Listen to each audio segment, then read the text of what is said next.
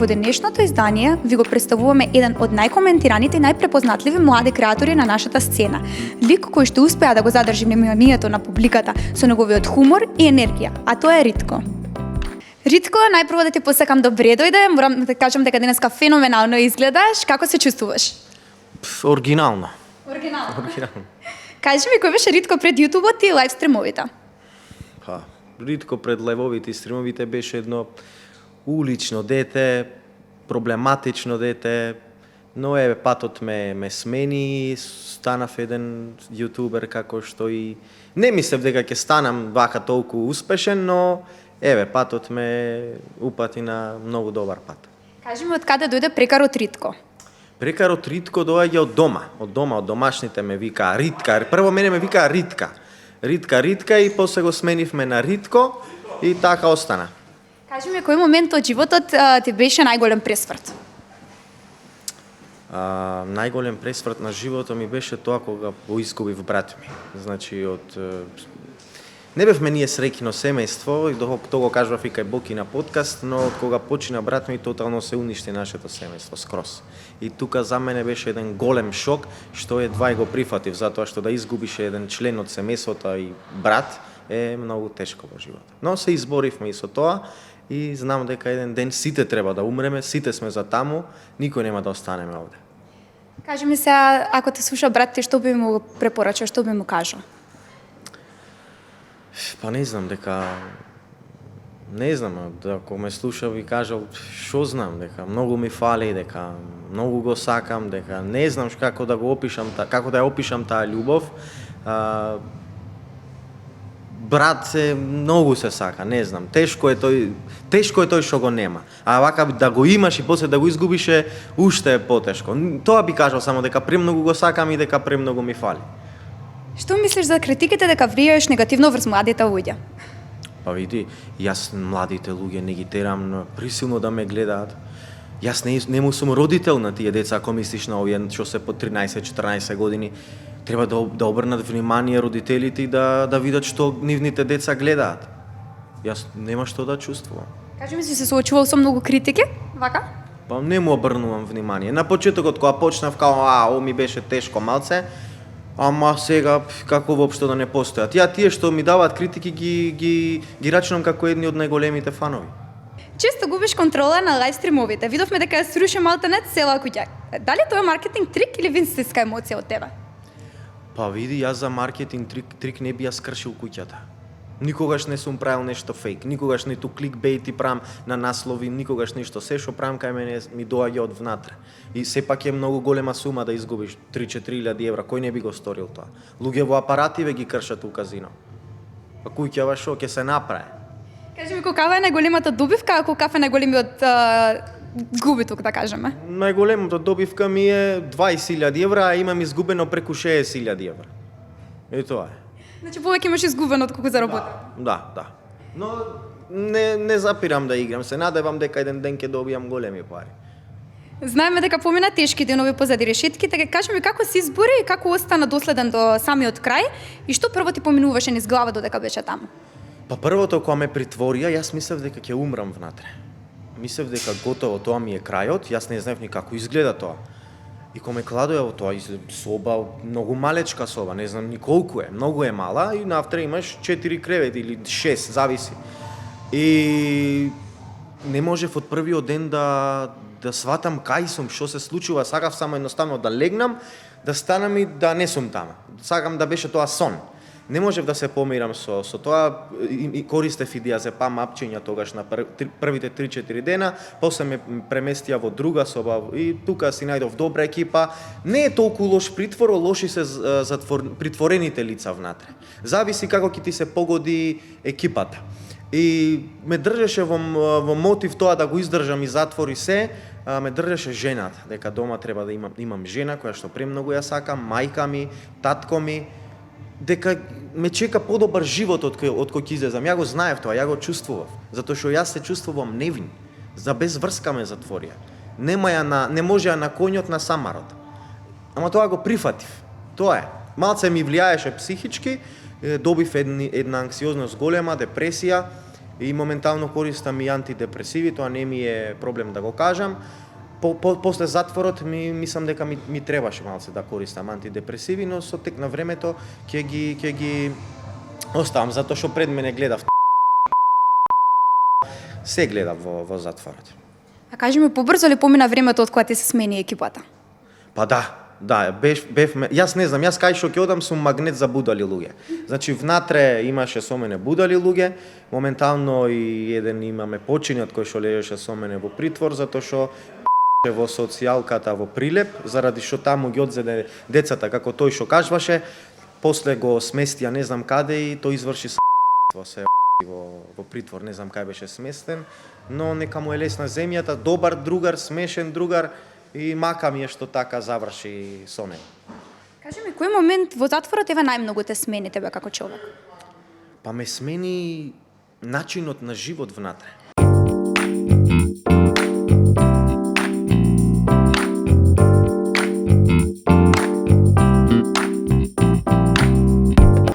Значи имаат автабити внатре, те касаат, не можеш да спиеш, затворниците урлаат, нема мир. И тоа и на секого ќе влијае психички. На секого лошо ќе влијае психички и секого ќе го смени. Внатре, ако некој влезе, тешко да излезе здрав. Тешко да излезе со нормална психа. Треба да си многу силен внатре. А јас 24 годишно дете, јас имам 25 и уште се чувствувам дете. Онака некогаш разгалено на мајка ми му се галам, некогаш чувствувам дека не сум доволно зрел за некој работи. А камоли за затвор. Разбираш, и тоа премногу ме смени мене, што внатре се чувствував како дете затворено таму каде што не припаѓа. И тоа ме смени, психата ми ја растури многу, се пушеше внатре, тоа мене ми смета многу, анксиозност ми прави панични напади, срцето ми лупа и тоа многу ме промени и ми наштети на психата и од таму таков излегов. Постојано мислам дека ќе умрам, постојано мислам дека не треба да патувам, нешто лошо ќе се деси со мене, недобро ни спијам. Ни останаа некои трауми, ама со тек на време ќе се средат, се надавам. А кој ти беше најголема поддршка во тие тешки денови додека ќе поминуваше таму? Никој, единствено жена ми и мајка ми. А сите другари вака што имав или познати пријатели, никој не ми донесе ни една вода. Внатре се гледа вистинско пријателство, кој те сага и кој те почитува. А дали сега комуницираш со тие другари претходно што? Не, моментално немам ниту еден другар. И не ни сакам да имам, затоа што кога јас мислев дека се тие вистински, кога имав пари, кога фрлав на нив пари, кога се мислев дека сум цар и тие ме гледаа како цар, бев добар. Од кога влегов во таа дупка, никој не ни ме побара. Кажи ми, дали Ритко е верен сопруг и како се снаоѓаш во улогата како татко?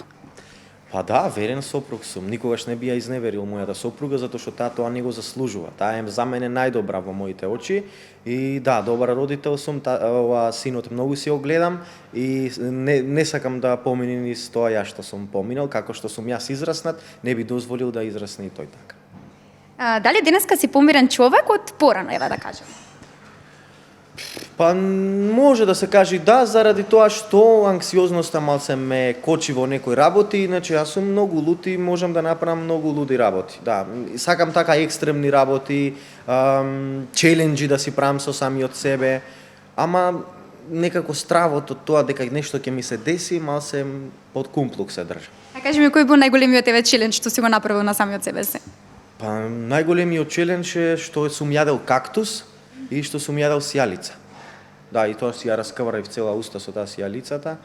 И тоа мислам дека нешто е најлудо што сум го направил, но тоа избришани видеа се на стариот Инстаграм.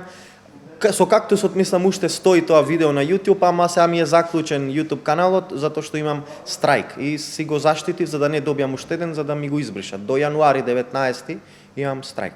Што мислиш, зашто ти имаат поставено страйк на... Заради казиното. Заради казиното строго е забрането сега да рекламираш казино на YouTube и заради тоа. А дали, например, некогаш си се размислил да се префрлиш на TikTok лајвови и таму да почнеш да ги снимаш тие лајвови што ги снимаш на YouTube? Сум размислувал многу пати, но не се пронаоѓам во TikTok, не е она моето. Не можеш никогаш да осетиш некоја љубов на комјунити на TikTok На YouTube е многу поголема љубов и онака да осеќаш едно комјунити кое за тебе, кое те поштова, кое те цени, а на TikTok секој ден може да прави, никој не те цени. На според мене на TikTok. На TikTok ти е 1 милион како 100.000 на YouTube следбеници. Како дојде до соработка еве со Боки 13? Па случајно тој беше на лајв, јас бев на лајв, ми пиша, јас на TikTok тоаш бев така од заеб. И ми пишеа дека Боки нешто те спомнува на лајв, јас го уклучив неговиот лајв, кај него пишеа многу луѓе, викни го Ритко. Јас дојдов на неговиот подкаст овде и од тогаш енергиите некако ни се споја, затоа што Боки е многу добар човек вака приватно, многу е добар пријател и луте вака кога е пред камера и знае да направи мајтап и зад камера и некако ни се споја енергиите и мислам дека сме супер комбо. Што научи од него еве како личност и медиумска фигура? Па видим, ништо не сум научил, затоа што јас не сакам од никого да учам, јас сакам да си сум свој. И нема што да учам од некој друг. Јас сакам да си сум свој, јас сум тоа што сум, не се правам пред камера, еве, сега ќе бидам културен, нешто овална. Јас сум тоа што сум и пред камера и зад камера. Дали некогаш сте се скарале со Боки позади камерите? Не, никогаш. И се надевам дека никогаш нема да се скараме, затоа што секогаш разговорите ни течат разумно, со добра намера, се разбираме и нема зошто да се скараме. Кој е најголемиот мит што луѓето го имаат направено за тебе? Или пак лага да кажем? Лага дека сум најголемата лага дека сум заради тоа што мешам на лајвови и тоа не можат да го прифатат како ете на моја машка страна, јас тоа го правам заради забава.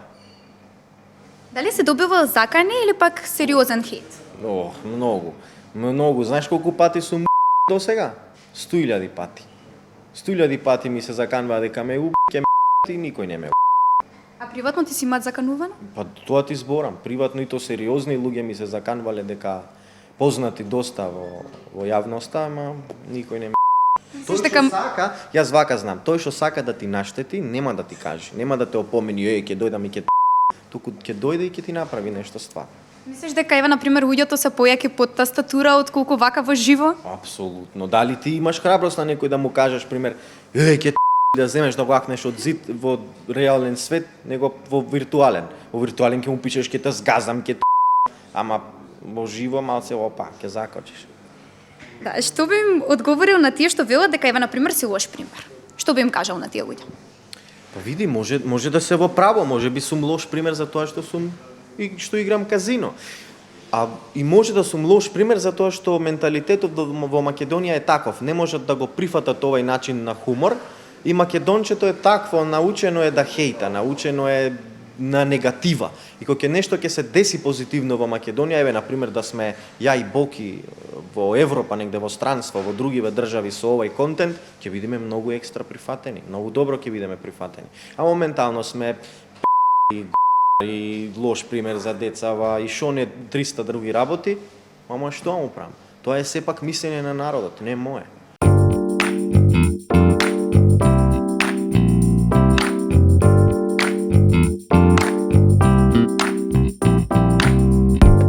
Дали се чувствуваш еве на пример отфрлен поради таа гледна точка, поради тоа што се однесува така со тебе на улица, било кај да поминеш ако сакаш да им земеш интервју со тоа што ти го зборат на тебе? Не се чувствувам никако отфрлен затоа што тоа е сепак мислење незино или негово. Тој така што реагира, бегај го ведо, бегај ненормален еден. Јас и знам колку вредам. И знам какви врати можам да отворам ако сакам, разбираш? Не се чувствувам отворен и тоа е нивно мислење. Нека си останат со тоа нивно мислење, затоа што тие уште бараат од тато и мама пари. Каде се гледаш за 5 години? Дали YouTube бизнис или пак еве на пример нешто трето? Не знам за 5 години, па не знам, тоа што имам 30 години и не знам, сакам да отворам некој бизнис свој, од некаде да тече, ама мислам дека никош нема да се откажам од ова што го правам моментално. И се гледам на некој многу по големо ниво и многу посериозно ниво, со бизнис, нешто што ќе биде мое, што ќе тече од негде пара, поуспешен во YouTube сцената. И едно сакам да направам 1 милион сабскрајбери. Во Македонија тоа е малце тешко, ама ќе пробаме, ќе туркаме. И посакувам тоа да ти се оствари. Што би сменил, еве, например, ако можеш да се вратиш назад во времето? Би сменил многу работи. Никогаш не би пушил затоа што таа ми направи вака пореметена психа да се плашам од се. И би променил тоа, не би дозволил никогаш мајка ми и татко ми да се разделат. И би променил, доколку можам, да израснам во едно мирно и среќно семејство. Кажи ми, ти кога беше мал, дали твоите мајка и татко беа разделени тогаш или отпосле се разделија? Моите мајка и татко се разделија на 14-15 години, не беа во добри односи, но сепак бевме пак заедно. Заради нас беа заедно, но исто како да не беа заедно. И после од кога почина брат ми, веќе тие скроз се разделуваат. Дали ти фалеше, например, љубов од родителите во тој период? Да, нормално. Мене уште ми фали љубов родителска. Ми фали некој да ме запре, да ми каже чекај, немој, да ме советува. А тоа е многу лошо кога го немаш. Ти не си тогаш слободен, ти си осамен. Многу од младината го мислат тоа као не ми се јавува никој, еве мајка ми се леле досадна ќе му угаснам. Не си ти слободен, пријател, ти си осамен, кога нема кој да се грижи за тебе. Кажи ми, еве, што би им препорачал на тие деца кои што исто им фали таа љубов родителска? Што би им препорачал, како да продолжат понатаму во животот, на што да се фокусираат? Па еве, нека му бидам јас еден пример, затоа што секој може да застани пред камера и да успее. Треба тоа да го сака, да биде залюбен во тоа. Кога ја сакаш една работа, треба малце и време да му дадеш. Оти не можеш ти да отвориш бизнис и во еден месец тоа да направи бум. Треба година, 2, максимум 3, да бидеш упорен. А многу деца што се во истава ситуација како мојата што му фали родителска љубов, многу тргнуваат по погрешен пат. Алкохол и сред други глупости и се пронаоѓаат во тоа као тоа ме опушта, тоа ме прави да не мислам. Не, тоа е многу погрешно, со тоа уште поќе се уништуваат самите себе си. Јас сум многу против пушење цигари, многу против алкохол и еве нека му бидам пример и нека тргнат по мојот пат. Еве како за крај, што сакаш луѓето да запомнат за Ритко?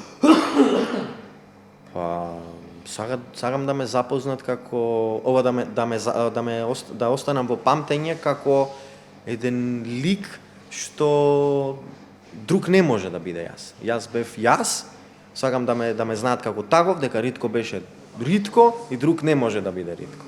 Јас сум Ритко Мадафака, а вие гледате Хајп Македонија.